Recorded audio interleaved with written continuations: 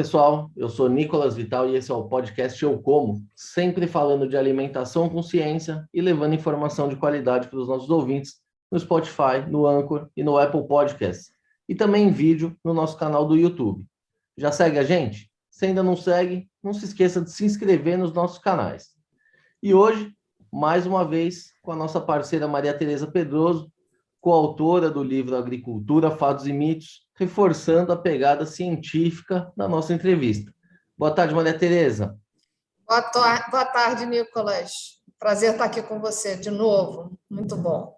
Prazer é todo meu. E muito bem, pessoal. Hoje a gente vai falar aqui sobre um tema muito importante, que é a questão da percepção da ciência, né? Muita gente diz que gosta da ciência, que apoia a ciência, mas, na verdade, usa a ciência como bem entende, conforme os interesses do momento. Mas para falar sobre esse assunto com conhecimento de causa, hoje a gente vai conversar com uma pessoa que tem um vasto trabalho aí em prol da ciência, que é o médico Francisco da Nóbrega, que é doutor em bioquímica e atuou durante muitos anos como professor titular de biologia genética e microbiologia na USP, e também em várias outras instituições de prestígio. Agora aposentado, o Dr. Francisco se dedica a estudar a questão da percepção pública da ciência e desmistificar os temas polêmicos. Trabalho, como veremos a seguir, é o que não falta. Doutor, muito obrigado pela presença, é uma honra ter o senhor com a gente aqui hoje. Muito obrigado pelo convite, vocês é que me honram. Um prazer participar. Muito bem. E, doutor, para começar essa conversa aqui do começo, após aí uma longa carreira acadêmica, né, o senhor hoje estuda a questão da percepção pública da ciência. No teu ponto de vista, os brasileiros entendem do assunto ou é puro achismo? Olha, não é depois que eu terminei a minha carreira que eu me interessei. Eu sempre fui muito curioso por qualquer ponto polêmico em ciência, sabe? Porque a ciência está populada de controvérsias desde que ela nasceu, né? Tem Copérnico, que só soltou o livro depois que morreu, porque sabia que o Papa ia cair contra. Tem o Galileu, que foi obrigado a calar a boca, porque... Então, ciência sempre foi um tema delicado, porque interessa o poder, tá certo? O poder, porque conhecimento é poder, então acabou. A ciência, inevitavelmente, vai ser atacada por aqueles que querem tirar poder dela, certo? O cientista no laboratório pode ser puro, mas o que ele descobre imediatamente vai ser predado por aqueles que querem retirar valor dali, né?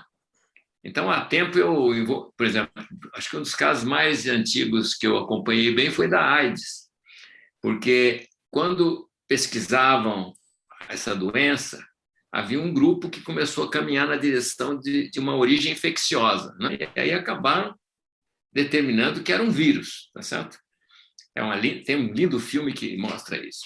Agora, um virologista famoso chamado Peter Duesberg, famoso, importante, saiu com uma teoria diferente, que não era o vírus, não. Aquilo ali era uma doença que dependia dos hábitos da pessoa. Então, drogas, uso de drogas e outras coisas, e o vírus acontecia em cima do problema, não era o vírus a causa.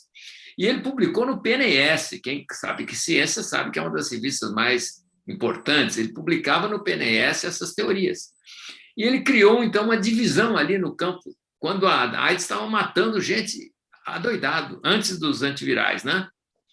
E você fala, bom, teve repercussão? Teve. Hoje a gente sabe que ele está errado, mas a África do Sul, o presidente da África do Sul, gostou da teoria dele, que resultado, não usou nenhum viral. Dezenas de milhares de africanos morreram com Covid porque não usavam o tratamento que já existia, sabe? Quer dizer, isso mostrando como é que é importante um negócio desse, né? Então, atualmente, a ciência continua, mais ainda do que antes, ela está no jogo do poder. Quer dizer, um fato científico, quer dizer, ele pode interessar politicamente alguém, ele pode interessar monetariamente alguém, e ele, então, vai ser atacado e ele vai entrar em controvérsia. É praticamente impossível que não entre em controvérsia se for uma coisa importante. Por exemplo, Covid, né? É um exemplo. Ou então, o transgênico, quer dizer, a agricultura moderna. Vamos usar a tecnologia moderna na agricultura?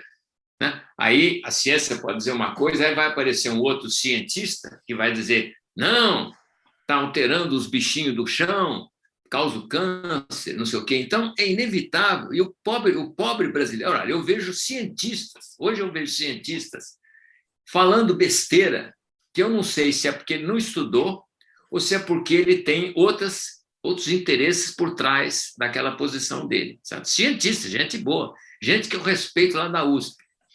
E, de repente, esse cara está com opiniões que eu sei que está errada, mas ele tem uns seguidores, ele é respeitado, ele é um expert, né? Então, o que acontece? Um monte de gente vai atrás dele, sabe? Eu tenho ex-alunos que já escolheram os seus gurus em relação a coisas modernas e não concordam comigo, e são bem formados. Então, não sei até que ponto ele toma atitude por ideologia ou por coisa. Quer dizer, é muito... Então, o povo, coitado do povo, nós não podemos nem falar que o brasileiro não é educado cientificamente. Ele está perdido, ele vai ficar perdido, ele tem um tiroteio, é um tiroteio de cegos, e ele está perdido no meio, né? Então, o pobre brasileiro vai ter que fazer a sua escolha, talvez ouvir vídeos aqui, ouvir uma posição lá, ouvir outra pessoa aqui, e tomar uma decisão. E ele pode errar, né? Ele pode errar, porque não existe os fact-checkers que nós temos hoje, os checadores da verdade, eles são comprados. Quem é que paga o checador da verdade?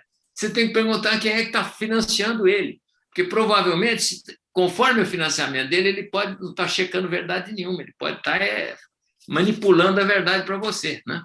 Pode ter checadores da verdade bons e pode ter checadores da verdade ruins. É um drama que não termina. Doutor, o senhor acha que, diante desse cenário aí que a gente vive, muita gente está usando a ciência só para endossar suas próprias convicções? Porque existe ciência que diz uma coisa, outra ciência diz outra, e aí a pessoa se agarra àquilo que mais lhe convém. Isso sempre foi assim? Ou hoje, nesse tempo de polarização que a gente está vivendo aí, piorou ainda mais? Eu acho que sempre foi assim, só que agora o tempo ficou mais quente, porque agora todo mundo, quer dizer, até a dona de casa pode entrar na internet, escolher os vídeos dela, nem sempre pode escolher todos, mas pode escolher, pode fazer um podcast, pode expressar a sua opinião, tá certo? Os meios tradicionais, os jornais, as grandes empresas de mídia, de TV, estão perdendo, né? Estão perdendo um pouco a audiência, e esse pessoal, e o povo está entrando na briga, tá certo? Então, tem um problema sério entre as elites que sempre dominam as ideias e o povo que também está entrando no pedaço agora, certo? Então, é o que a gente está vendo hoje, censura, né? Eu, várias vezes, fui censurado no Facebook porque eu coloquei lá uma opinião que o checador do Facebook acha que está errado, sabe? E coisas ridículas, às vezes coisas ridículas. Por exemplo, eu postei o resultado oficial de uma prefeitura sobre a doença que está rolando aí. O camarada falou que eu não podia postar. Mas aquilo foi tirado. Aquilo, se você quiser brigar, briga com o prefeito, então, né? Ou então, uma vez eu pus no Facebook uma foto histórica do general Rondon, né? Com os índios, certo? Antiga. E tinha uma índia velha com os seios de fora, claro, né? Eles cortaram porque seria talvez uma coisa obscena, né? Você imagina quem é o checador do Facebook? Quer dizer, como o Facebook é uma coisa privada, o que não está acontecendo é o seguinte: nós temos agora empresas privadas, como a Globo também, que decidem o que é certo e o que é falado, o que não pode ser falado. Então, o que acontece? Isso é um seríssimo problema para a democracia, porque eles não poderiam interferir, porque você compra uma empresa dessa. Se você é uma empresa de TV, alguém com dinheiro pode chegar e falar: olha, eu só quero que você publique isso aqui, senão eu tiro o meu financiamento, sabe? Então, o que está acontecendo hoje é que essas empresas não respeitam o direito à opinião, tá certo? E isso vai confundir todo esse tema de ciência que você está perguntando, quer dizer, como é que a gente vai saber o que é ciência? Tem um cara aqui que apresenta um currículo, vem da USP, não sei o quê, e diz uma coisa. E tem outro que também é da USP, mas diz outra, né? E o sujeito, o leigo, fica realmente pirado, né? Ele fica perdido, né? Então, pois é, doutor Francisco, e eu já consultei o senhor informalmente várias vezes, né? Porque eu tenho até doutorado, pelo menos está ali o diploma enroladinho, né? E eu sou uma defensora da ciência. E ainda assim, eu fico perdida, muitas vezes, com essa tempestade ou mais ainda, esse tsunami de informações e palpites, como a gente lida com isso, né? Porque se a gente que tem alguma noção do que é o método científico, imagina quem não tem. Como é que a gente deve lidar com isso? É muito complicado mesmo. Por favor, me ajude a pensar, nos ajude a pensar. Joga uma luz para a gente aqui no mundo assombrado por demônios. Não, é extremamente... É um problema muito difícil. Por exemplo, tem um jornalista que eu aprecio, chama-se Fernando Lara Mesquita. Ele fala que a opinião quer dizer, ele defende o que a gente sabe, que está na lei, quer dizer, o direito à opinião. E fala o seguinte: para ter liberdade, você tem que ouvir opiniões idiotas. Porque se você decidir que opinião idiota não circula, você está... Quem é que vai dizer qual é a opinião que é idiota e qual que não é? Qual que é verdade e qual que não é? Esse é o problema. Você tem que deixar aberto, você tem que aguentar besteiras para ter liberdade. Se você quiser que não hajam besteiras, quem é que vai definir o que é besteira? Aí você vê, esse é que é o centro do problema. Quer dizer, quem é que vai dizer a verdade? No tempo de Galileu, a igreja, toda poderosa, dizia a verdade, né? A verdade era o que o Papa decidia. E não tinha internet. O povão lá, coitado, não podia nem palpitar. Isso ficava só naquela esfera lá de cima. Então, essa esfera falou para o Galileu: olha, o que você está escrevendo é besteira, você tem que dizer que está errado, ou nós vamos cozinhar você. Aí ele falou: tá bom, ok, não fico quieto, ficou em prisão domiciliar. Ele tinha escrito os livros dele e acabou. Quer dizer, é assim que acontece. Hoje, pelo menos, a coisa complica, porque a cúpula pode dizer: está errado, mas aí a turma da internet faz uma barulheira aqui embaixo. Os que não querem, né, abram o bico, mas a confusão está criada, como você falou. Você chega lá e fala: em quem que eu vou acreditar? Né? Eu tenho o meu cunhado, por exemplo, que estava passando mal aí, com problemas de respiratório e tal, e eu, conversando com ele, falei: cara, o que você está fazendo? Mandaram você para casa? Será que é Covid? Não, no caso do Covid. Mas ele, por exemplo, o guru dele é um médico, é um famoso cardiologista que tratou por ele durante anos. E esse cardiologista diz para ele: olha, Covid não tem tratamento. Se você ficar ruim, você vai para o hospital. E ele acredita piamente no cara. Quer dizer, se ele pegar mesmo a doença grave, ele vai para o hospital, só isso. Ele não aceita, por exemplo, que possa haver um tratamento preliminar, certo? Não aceita. O New York Times acabou de me mandar um artigo do New York Times, que acabou de sair, dizendo o seguinte, agora também no tema de Covid: as vendas de ivermectina estão aumentando muito nos Estados Unidos. Né? Aumentando muito. E aí eles põem no título da matéria: e ela não está comprovado que tem eficácia, certo? Agora, tem 63 trabalhos publicados sobre ela, 30 e poucos são RCTs, tem 50 cidades no Brasil que tratam. A Índia terminou com o surge recente, que foi terrível, certo? E não tinha vacina suficiente, resolveu usar a ivermectina, matou o negócio. Não, isso não tem valor nenhum. Por quê? O FDA não disse que é verdade, a OMS não disse. Então, você vê que você cria uma divisão ali, é como se fosse a Igreja Católica aqui, o coitado do Galileu aqui embaixo, certo? Porque a evidência que vem de certos lugares não é considerada. Certo? Por quê? Porque 70 e poucos por cento das análises do FDA são pagos pela indústria privada. Certo? 80% do financiamento da OMS é do pessoal da vacina, das empresas da vacina e do Bill Gates. Então, o que ela faz? Ela faz quem manda no dinheiro. Ela faz quem manda, não está fazendo a análise.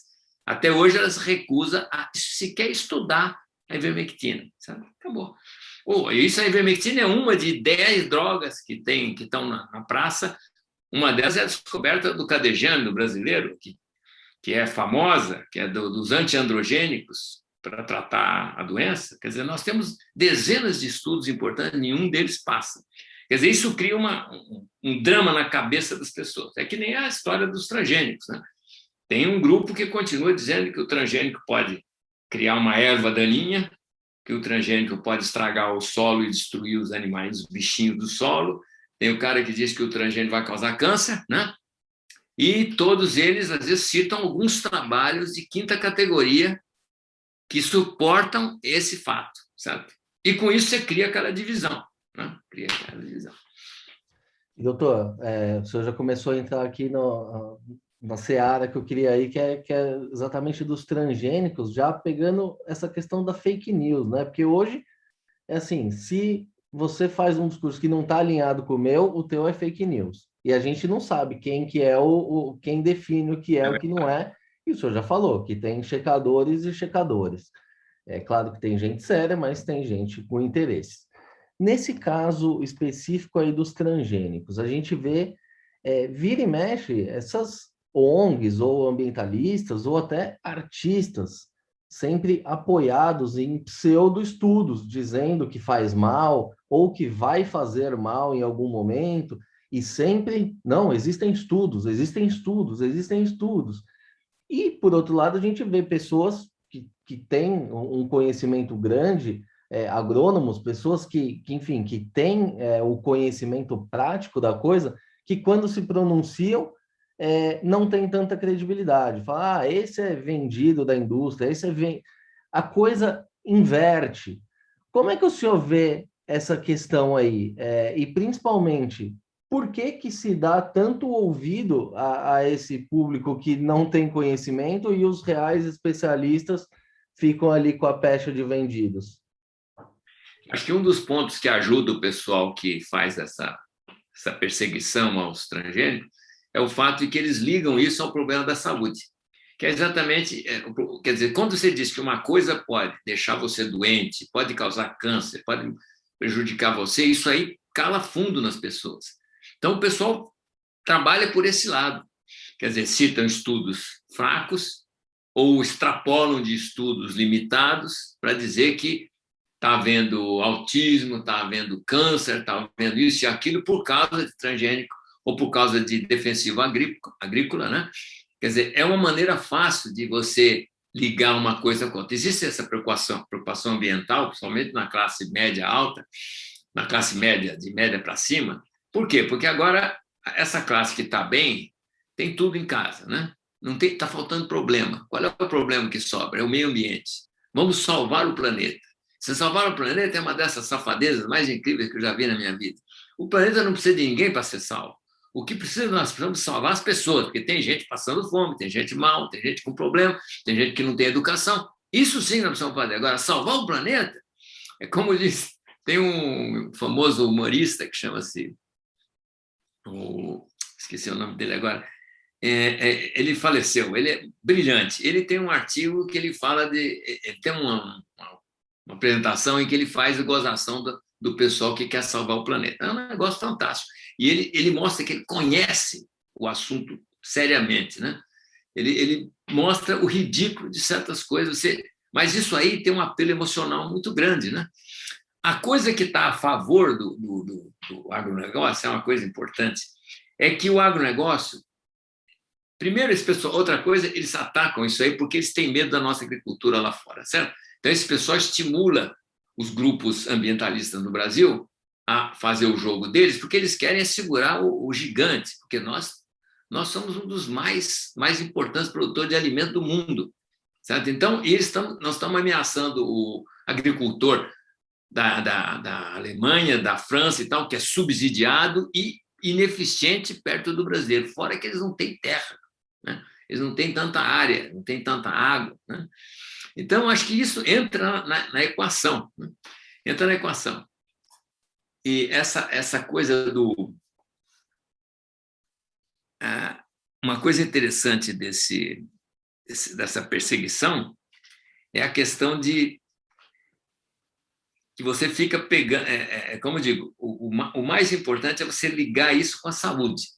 Você ligar isso com a saúde, isso tem um grande impacto e ajuda você a vender a mensagem falsa de que... E outra coisa é financiamentos. Você vai encontrar sempre quem está a favor dessa corrente de demonizar a agricultura moderna, é o camarada que vai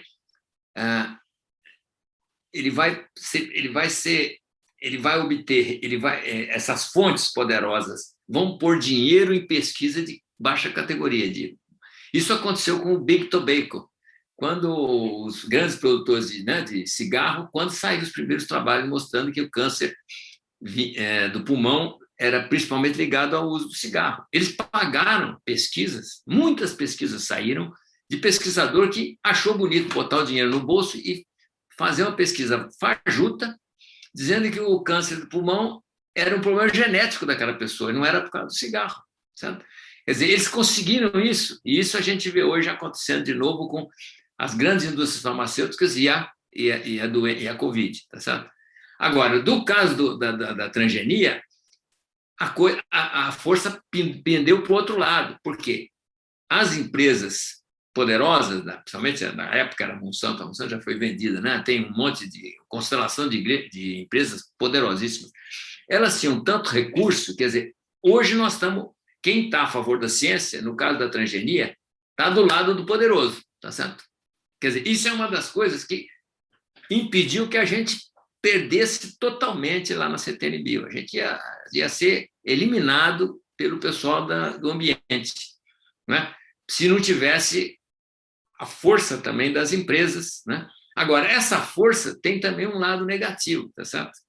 O lado negativo é um lado que eu descobri trabalhando com o tempo, que veio até do estudo do sujeito chamado Henry E. Miller, que ele mostrou o seguinte, que a Monsanto, no começo, quando elas estavam fazendo a regulamentação para a transgenia nos Estados Unidos, ela estimulou ao máximo estudos e exigências absurdas, que podiam ser descartadas, podiam ser eliminadas, sabe?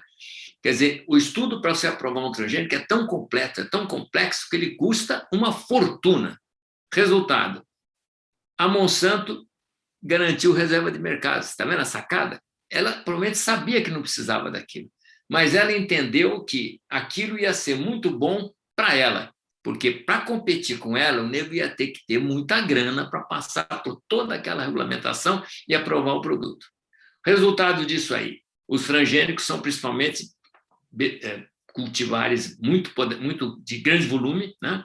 Milho, soja e tal, e você não consegue fazer o transgênico do bem, porque ele vai sair de uma universidade ou de uma empresa pequena, e essa empresa vai ter o mesmo problema regulatório que a Monsanto tem, e não vai ter cacife para pagar, sabe? Quer dizer, esse é o lado ruim. Agora, o lado bom é que muitos transgênicos passaram, né?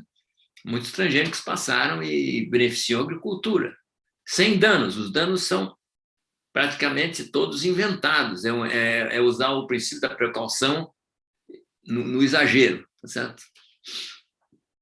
Doutor Francisco, Fala. O senhor falou aqui uma coisa assim que eu achei interessantíssimo. Tem um apelo emocional muito grande. E eu escrevi um artigo recente para o Congresso de Sociologia e Economia Rural, no qual eu trato o mito dos transgênicos. Eu e o Amilcar Baiardi, que eu quero entrevistá-lo aqui também, chamado Onde Nascem os Mitos na Agricultura. Ok? E a gente consegue chegar assim, numa percepção, um olhar mais das ciências sociais. né? E também percebendo que tem algo aí de religiosidade por trás. Mas, como eu também me interesso por psicologia, e eu vejo que o senhor também se interessa, de alguma forma, o que eu fico pensando? Tem algo ainda por trás aí, uma coisa que pode estar relacionada com algo de estar perto do que é puro, né? Por exemplo, você às vezes, e até me lembro disso, eu fiz uma biópsia esses dias, e aqui de pele, eu pensei assim, meu Deus, o que eu fiz de errado? E não acredito em Deus. Mas sabe essa coisa assim, onde está... então, será que é porque eu não tomei, não passei o protetor solar a última vez que eu fui ao sol? Será que é porque... E eu percebo intuitivamente, ou com a conversa que a gente escuta, né, no próprio livro que o Nicolas escreveu, na abertura, ele conta uma história de uma conversa que ele escutou de duas pessoas no supermercado, duas mulheres falando, não, produto orgânico eu vou comer porque faz um detox, e dentro disso, onde eu quero chegar? Existe quase que uma fé numa coisa natural, e até chega até a uma pergunta que a gente listou aqui para fazer, que seria: os transgênicos causam câncer? Né? Porque tem pessoas que ainda acreditam nisso, mas eu acho que tem algo por trás, algo aí de algo emocional aí, uma coisa que tem a ver com algo puro. Talvez a gente precisa de um novo Freud para tentar interpretar isso na contemporaneidade. E eu estou com a maior vontade, confesso, de fazer abordar esse tema sob a perspectiva, talvez, da teoria freudiana, não sei, estou começando a viajar por aí, não sei se eu consigo. Enfim, é isso. Eu queria que o senhor falasse sobre esse tema, eu acho que o senhor é o nome, é o cara. Não, a gente pensa, né? Eu acho que você tem muita razão. Tem uma coisa de misticismo. No fundo, é um pouco, se a gente pode até ligar com a Bíblia, né? Você tem o pecado original, né? A gente vivia na mitologia bíblica, você vivia num mundo perfeito, até que você pecou, né? Então, e muita gente hoje associa o progresso, quer dizer, equipamentos, invenções, né? Ao lado negativo dele, porque tudo que você inventa, você pode usar para uma coisa boa ou para uma coisa ruim, né? Você pode, quer dizer, quando o Einstein descobriu que E igual a mc ao quadrado, quer dizer, uma coisa, uma conquista fantástica do pensamento para entender as forças da natureza, naturalmente que ele não estava pensando que aquilo ali ia ser a base da bomba atômica. Agora, também ia ser a base do reator atômico que gera energia, sem poluir praticamente. Quer dizer, aí o camarada, o dirigente, o guerreiro, vai usar a bomba para outra coisa, né? Quer dizer, em tudo isso pode acontecer. Agora, então as pessoas tem pessoas que se focam muito no uso, nos inconvenientes da tecnologia, do progresso. Então fica essa mitologia de que você andar na direção da simplicidade, das coisas, né? No caso da agricultura orgânica, você não bota nada na terra, certo? Isso aí pega muito na cabeça das pessoas. Eu acho que você tem toda a razão, é isso mesmo. Então, para as pessoas, isso aí é mais ou menos intuitivamente a coisa mais correta. E com isso, os espertalhões se aproveitam, né? Porque está cheio de produto orgânico aí que tem um carimbo falso, né? Para começar, né? Fora que eu não acredito, ninguém conseguiu provar que um produto orgânico e um produto feito com agrotóxico, com defensivo na medida correta, que um é melhor que o outro. Eu nunca escolhi produto orgânico para comer, como muito vegetal, muita comida. Eu quase sou vegetariano quase a maior parte da semana, né? Nem sempre, né? E não acredito que tenha nenhum problema, a menos que seja um maluco que despeja uma quantidade anormal de defensivo no produto dele, o que ele não vai fazer porque não é caro, não é inteligente fazer isso, né? Ele tem que usar o defensivo na quantidade certa, se tiver um mínimo de noção, que a maioria deve ter. Quer dizer, essa mitologia da pureza, da volta a um paraíso perdido, eu acho que é isso que está na cabeça de muita gente, né? E pega, né? Pega mesmo, e é um gancho onde o pessoal que é contra a tecnologia segura firme e vai usar até o fim, né? Vai usar até o fim. Doutor, o senhor pegou num ponto interessante aí também, que é o selo do orgânico, né? Eu concordo 100%, porque se o orgânico realmente fosse melhor, tivesse mais nutrientes, se tivesse algo superior, vinha no rótulo, escrito ali, né? Se ele conseguisse comprovar. E não vem por quê? Porque ele não consegue comprovar, só por isso, não é porque ele é bonzinho. Agora, o senhor disse também que tem coisa que está no subconsciente ali, mas também tem algumas coisas que induzem, né, o consumidor, e aí é o tal do selo, o triângulo amarelo com o T no meio dos transgênicos. Que aí, assim, fica reforçada aquela imagem de que pode fazer mal. O que o senhor tem a dizer aí sobre esse triângulo? Realmente é isso? Eles fizeram de caso pensado ou eles estão realmente preocupados com a saúde do consumidor? Não, eles estão...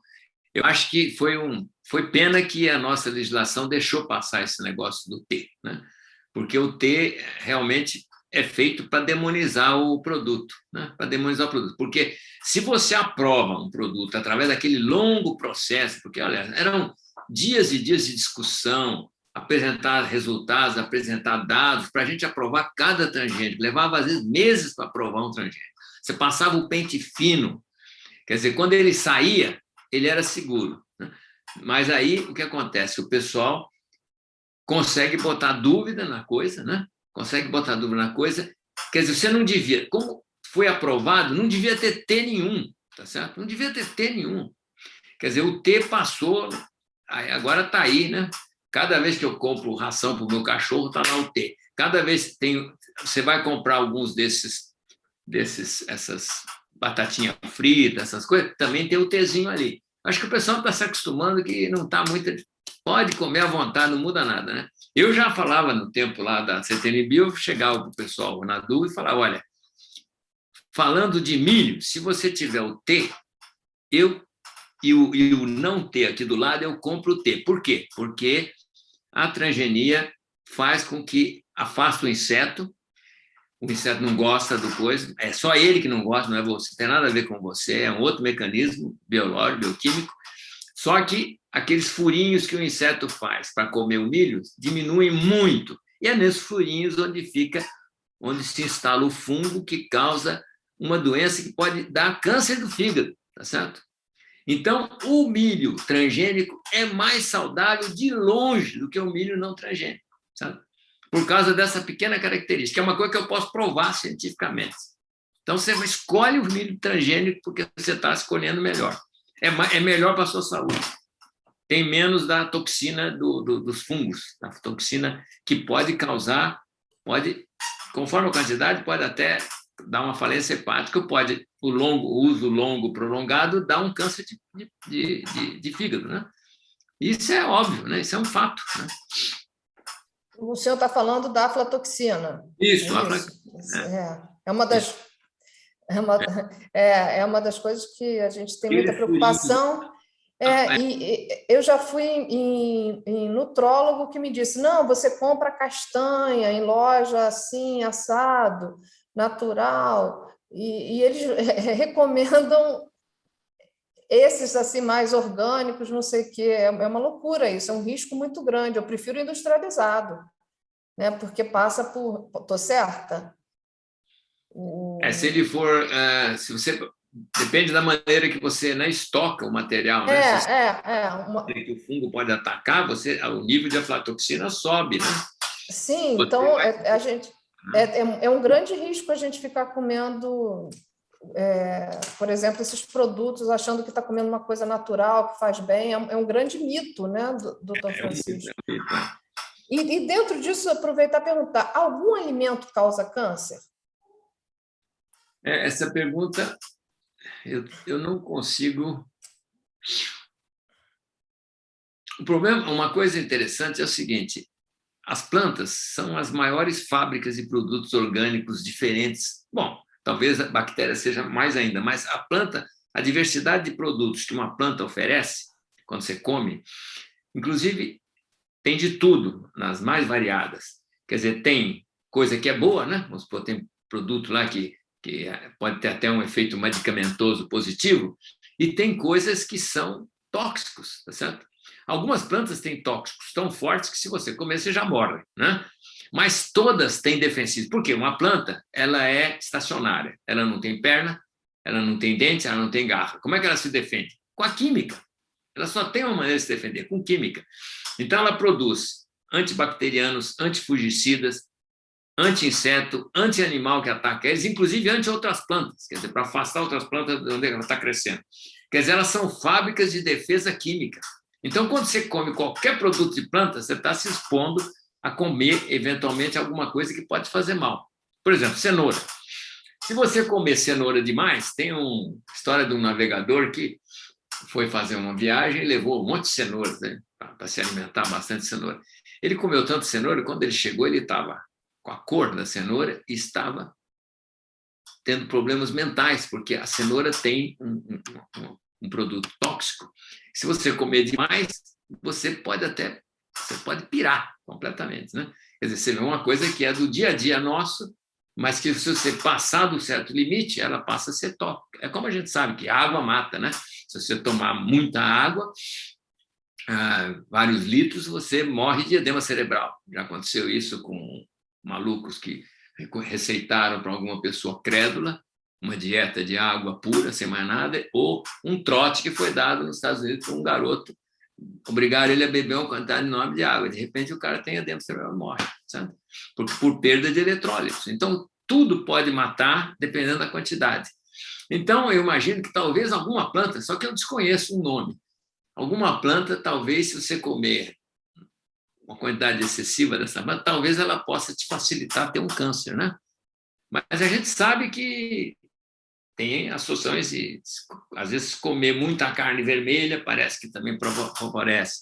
Mas tudo isso está mal estudado, viu? Porque é muito complicado você fazer um estudo desse sobre nutrição humana e correlacionar a nutrição normal com uma doença, tá certo? Eu vejo muitos estudos sérios mostrando que há um monte de mitos, certo? Com a medicina também. Então, o mais inteligente é você ter sempre uma alimentação variada, né? Não comer demais uma coisa só, né? Quer dizer, variar bem vegetais, frutas, né? Um pouco de carnes, você precisa de vitamina B12, se você não comer carne nenhuma, você pode ter deficiência. Então, o mais importante é o equilíbrio. E que eu saiba, não tem nenhuma planta que, no consumo normal, te cause câncer. Agora, mais ainda, uma planta transgênica, de jeito nenhum. Por quê? Porque a modificação que você faz, a gente sabe qual é a modificação. E você sabe o que causa câncer, né? Você olha a modificação que foi feita, você vê que jamais ela pode resultar em um problema de câncer. Não tem nada a ver, mas é uma coisa que eles lançam, né, para assustar as pessoas, né? Doutor, isso que o senhor está falando faz todo sentido, né? Já diria o Paracelso há mais de 500 anos aí, que o que faz o veneno é a dose, né? Então, qualquer coisa pode matar. E, pegando esse gancho aí, uma coisa que eu acho muito interessante também é que, de acordo com essas definições internacionais, né, de produtos, faixa de risco, o bacon, ele está na mesma categoria do glifosato, né, em termos de riscos ao câncer. Não sabia. É uma coisa que isso chama muita atenção, só que todo mundo ama o bacon e odeia o glifosato. E aí eu queria entrar, fazer uma pergunta já nessa questão dos defensivos também, né? Que assim como os transgênicos, eles também são muito atacados e existem muitos mitos, né? Todo mundo fala, não, porque causa câncer, tem um monte de mito, impotência sexual, autismo, enfim, leite materno contaminado com defensivo, e sempre estudos que são contestados, né? Como é que o senhor enxerga isso, a questão dos defensivos? Eles são, de fato, seguros? Claro, desde que usados conforme a recomendação, como o senhor mesmo disse. E esses mitos, por que eles emplacam tanto? Por que a imprensa, as pessoas não questionam esses dados? Um pouco acho que tem a moda ambientalista, quer dizer, sempre essa pureza, tudo que você mexe com que é artificial, certo? Quer dizer, a noção do artificial ficou completamente distorcida, né? Tudo é artificial, né? Então, essa noção, essa moda. E a outra coisa é você, novamente, botar o dedo na saúde. Quer dizer, você pega e fala, não, porque causa câncer, porque causa isso, porque causa isso. E a evidência é muito fraca. Agora, aí a gente tem que ter uma preocupação, que é o seguinte, as empresas, a gente tem que ter uma regulamentação, quer dizer, o órgão regulatório tem que ser sério. Isso é um problema delicado, porque o órgão regulatório é que vai dizer, por exemplo, que você pode usar tal defensivo em tal quantidade, é seguro, tal. Agora, a empresa pode vir com o dinheiro, com a força dela, falar assim, que quer, por exemplo, diminuir essas precauções. Vamos supor, pode usar mais vezes, ou uma coisa que foi banida pode usar aqui, certo? Quer dizer, a empresa vai usar a força dela. Então, o problema é um problema de seriedade da agência regulatória. Não ceder a ambientalismos ridículos, porque é necessário, senão você não produz, mas também manter um cuidado mínimo, porque esses produtos, naturalmente, nenhum deles é brincadeira, certo? Se você começar a se contaminar e usar de qualquer maneira, você pode sofrer mesmo, porque eles são feitos defensivos para o campo, eles não são para você passar na pele, para você comer, para você cheirar, né? Quer dizer, você tem que saber seguir essas determinações de cuidado.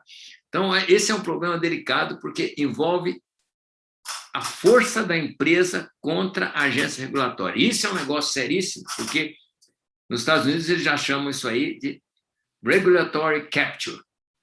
Regulatory capture é um termo para dizer o seguinte, a empresa que controla, vamos supor, um medicamento ou um defensivo, ela é capturada pela empresa que ela tem que regular.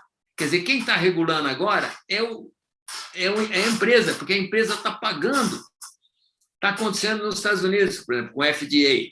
O FDA recebe tanto dinheiro das empresas para fazer os estudos dele que ele está praticamente na mão da empresa. Então, quando a empresa quer um resultado, ela tem uma maneira de forçar o FDA a dizer o que ela quer. Tá? Isso é gravíssimo. Isso é um problema. Como é que a gente vai evitar isso, né? É um problema. Por isso é que a gente fala que experts, cuidado com experts, né? O professor que eu trabalhava na Colômbia, nos Estados Unidos, ele falou uma coisa que eu nunca me esqueci. Um dia a gente estava falando sobre experts, ele falou assim, I don't believe in experts. Eu não acredito em experts. E agora eu amarro isso com o meu conhecimento de hoje. Quando um cara aparece como expert, tá certo? O que acontece? Ele tem uma aura em cima dele, certo? Então, o que acontece? Imediatamente, alguém poderoso bate nas costas dele e fala assim, vem cá, defende o meu ponto de vista aqui. Você vai ser agraciado. Então, é muito perigoso o expert, porque ele pode ser comprado. Qualquer expert pode ser comprado. Então, ele tem que ter uma bruta integridade para ele não ser comprado, né? Isso é difícil, porque a tentação é grande. Então, você vê, a gente está sempre caminhando em cima de uma linha fina, né? Bombardeado por de todos os lados e sujeitos a essas pressões, né? Sujeitos a essas pressões. Doutor, ainda seguindo aqui nessa questão dos agroquímicos, isso que o senhor falou talvez faça sentido mais lá nos Estados Unidos, né? Porque aqui no Brasil, a opinião pública, os ambientalistas, eles influenciam muito mais do que as empresas no fim das contas. E a prova disso é que existem 2.000 produtos na fila de registro aí que não andam, né? E hoje existe essa discussão aí em torno da nova lei dos agrotóxicos, que a nova lei que já vai ficar velha, faz mais de uma década que estão discutindo isso e não chegam a um consenso. Alguns pontos que chamam a atenção. A questão de mudar o nome de agrotóxico para pesticida, como é no mundo todo, é uma coisa que me parece muito lógica. A questão de você facilitar o registro de produtos mais modernos, que já são usados lá fora, é uma coisa que me parece que faz sentido também, porque atende até o desejo das pessoas que querem que sejam retirados produtos mais antigos, aqueles que já estão em desuso lá fora. Isso você dá uma competitividade aí para o agronegócio brasileiro. Entre outros pontos, essa lei de modernização mesmo. O senhor tem acompanhado essa discussão? O que que o senhor entende disso? A gente precisa modernizar ou a gente precisa restringir? Eu acho que modernizar, você pode. Eu não estou acompanhando isso, mas no sentido de senso comum, se aparecerem novos defensivos que são muito eficientes e a parte de risco, a análise de risco é razoável ou até menor, eles devem ser implementados. E eu acho que o nome agrotóxico, acho que ninguém vai conseguir impedir os ambientalistas, os que são contra, eles vão usar sempre a palavra agrotóxico. A palavra certa é pesticida ou defensivo agrícola, certo? Porque isso aí tem uma finalidade. Ele não é agrotóxico. Ele é tóxico para o agro, ele é tóxico para nós. É um nome safado, né? Que serve para você botar um. É que nem a estrela que os nazistas botavam no judeu, né? Para detonar o cara. É que nem o T que você bota no alimento. Quer dizer, é uma coisa negativa e sem uma finalidade séria, né? Agora, uma coisa, isso, quer dizer, eu acho que você tem duas vias de ação. Uma dessa é a racionalidade de introduzir novos produtos que sejam realmente úteis, né? Precisa de isso, porque tem uma coisa delicada aí que eu acho que deve ser, faz um paralelo com a parte de medicamentos, que é o seguinte: provavelmente quando um agrotóxico desculpa, quando um defensivo, que nem o glifosato não tem patente mais, né? Qualquer um pode fazer o glifosato. Ele é muito antigo, muito conhecido, certo? Então, o que acontece? As empresas elas perdem o produto que ficou genérico perde a graça para eles, porque não dá mais aquele lucro, concorda? Então, o que acontece? Eles vão modificar a fórmula e fazer um glifosato X diferente, estou brincando com o nome, que é melhor do que o outro, e vão empurrar isso nas agências e tudo, porque esse vai ser, talvez seja melhor mesmo, talvez não seja, porque em medicina, eu já descobri que muitos, por exemplo, você pega o antiácido, omeprazol, o antigo, ele é ótimo. Agora, tem um monte de novos antiácidos, muito mais que o laboratório chega no médico e fala, esse aqui é que é o bom. E o médico que não estuda, ele pega e, às vezes, por causa de agrados da indústria farmacêutica, começa a receitar só aquele lá.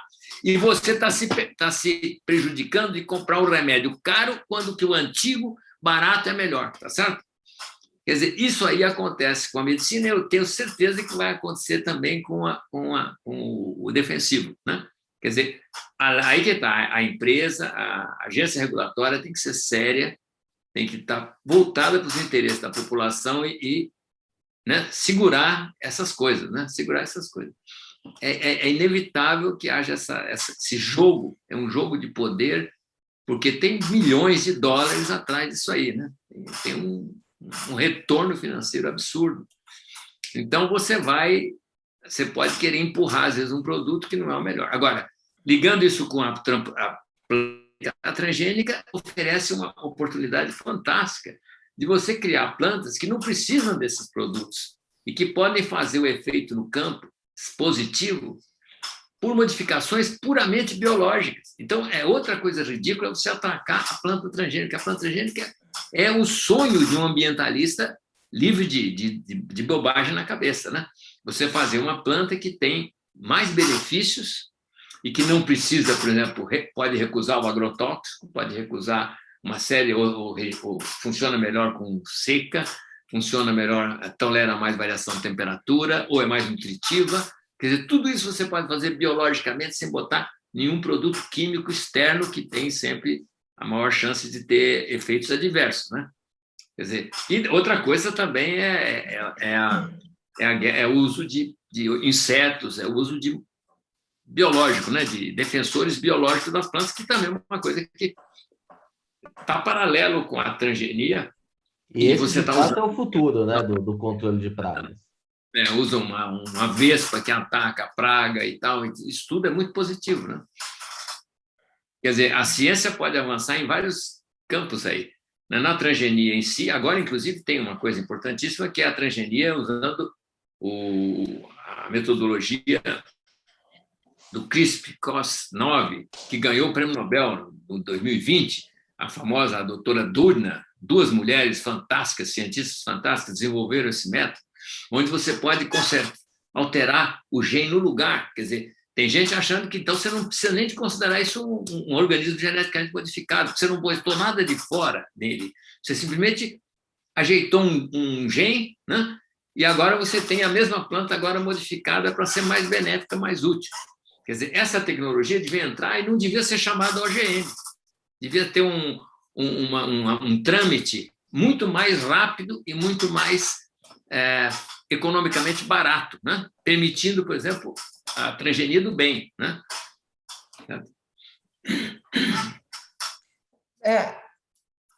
Doutor Francisco, então, assim, já indo para fechar, fazer a pergunta talvez a mais difícil de todas, diante de tantos mitos, agricultura, alimentação, saúde, o que nós podemos fazer para mudar essa situação, jogar luzes nessas trevas contemporâneas? Talvez a coisa que está faltando mais é você poder sentar com quem pensa diferente e essa pessoa, em vez de te xingar, de chamar você de qualquer coisa e de atacar você pessoalmente, colocar os fatos na mesa, né? Se analisar os fatos. É uma exigência complicada, difícil, porque a tendência hoje de polarização é que eu estou certo, você está totalmente errado. O outro acha a mesma coisa. Nunca é verdade se você está totalmente certo. Quer dizer, você sempre tem que deixar uma brecha para descobrir que você está errado em alguma coisa, né? E o outro poder te convencer de que você está errado em algum detalhe. Isso tinha que haver esse diálogo que está muito partido na nossa sociedade, né? Está partido nos Estados Unidos. Mostraram uma análise da interação entre democratas e republicanos ao longo dos anos. É impressionante. Antes eles tinham uma quantidade enorme de decisões comuns, né? E eles fizeram um gráfico mostrando que essas decisões foram sumindo. E hoje eles praticamente não colaboram em nada, só brigam entre si. Quer dizer, isso é horrível, porque você não pode... Né? São os dois partidos principais, né? E aqui também nós temos muito essa tendência de ficar um de um lado, outro do outro, e ninguém consegue sentar e respeitar o outro e conversar, porque alguém está com medo de estar errado ou não quer ceder em nada. Quer dizer, a solução é muito difícil, realmente. Mas a solução seria essa mesmo, é você aceitar o diálogo, né? E não atacar pessoalmente as pessoas. Eu noto que quando eu debato com certas pessoas, algumas poucas pessoas colocam fatos, tá certo? Mas tem outros que partem para agressão. Eu não coloco o fato, quer colocar um rótulo em você, pá, né? Um rótulo e aí xingam, né? Quer dizer, então isso não leva a nada positivo, né? Essa seria a saída, mas a gente está cada vez mais distante disso, né? Nesse momento que a gente vive aqui no Brasil. Nossa, a gente parece que está indo na direção contrária. É desesperador, mas tudo bem. A gente vai continuar fazendo essa comunicação, né, doutor Francisco? Ver se nós sobrevivemos, né? É isso aí. Muito bem, essa conversa aqui está muito boa. Acho que a gente tinha conversa aqui para mais pelo menos 1 hora, mas o nosso tempo aqui já está chegando ao fim. Queria agradecer ao doutor Francisco mais uma vez aí pela entrevista. Foi uma verdadeira aula para mim aqui, com certeza também para os nossos ouvintes. Então, muito obrigado, doutor Francisco. Eu que agradeço a oportunidade de debater com vocês. A gente sempre, né? Para resolver as perguntas, a gente pensa e evolui um pouco também, e descobre mais coisas, né? Nossa, foi maravilhoso, muito bom. O senhor é um amigo, a primeira troca de mensagens que eu tenho. Pessoa sensacional. Obrigada por toda a sua generosidade, viu? Esse é o meu papel, né? Eu sou pago, aposentado para ajudar as pessoas. Penso assim também, mas obrigada. Um abraço forte. Ficamos Parabéns, agradecidos. Aí entrevistando gente, esclarecendo esclarecendo os temas importantes, né? É isso aí. Muito bem, pessoal. Essa edição do podcast Eu Como vai ficando por aqui. Se gostou da entrevista, não se esqueça de seguir os nossos canais no YouTube, no Spotify ou na sua plataforma de streaming favorita. Aproveite e siga a gente também no Facebook e no Instagram. Lembrando que esse podcast tem o patrocínio da Crop Life Brasil e volta com a sua programação normal na próxima terça-feira. Por hoje é isso e até a próxima.